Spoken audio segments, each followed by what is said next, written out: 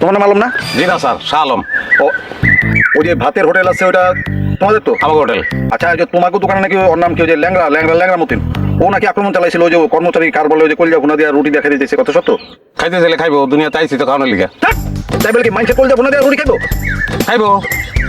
আমার তো মনে হয় কচুর মুখি দিয়ে যদি জল জল করে রান্ধে তাহলে ভালোই লাগবো। স্যার হাজির একটা দেবো নাকি চটকেন একটা? না না, ঘটনা দেওয়ার দরকার নাই। চটকানা মটকানা দেওয়ার দরকার নাই, আমার থানা লিয়েছে স্যার। বাইরে শান্তি নাই, ঘরে শান্তি নাই, ঘরে বউ আছে বাচ্চা নাই, এত নাই লিয়ে বাইরে থাকতে ইচ্ছা করে না, থানা লিয়ে যান স্যার। একটা পচা গন্ধ করতে পাইতেছে। এই যে স্যার মাছ থেকে, এই যে পচা মাছ। এই পচা মাছ কই দিতেছ তুমি? আমার হোটেলে লেবু পাতা দিয়ে হলুদ মরিচ দিয়ে ভুনা হইব, এটা আমার দোকানে হিট। স্যার ওই হোটেলের মাছ তো আপনার খুব প্রিয়। ওদিকে স্যার।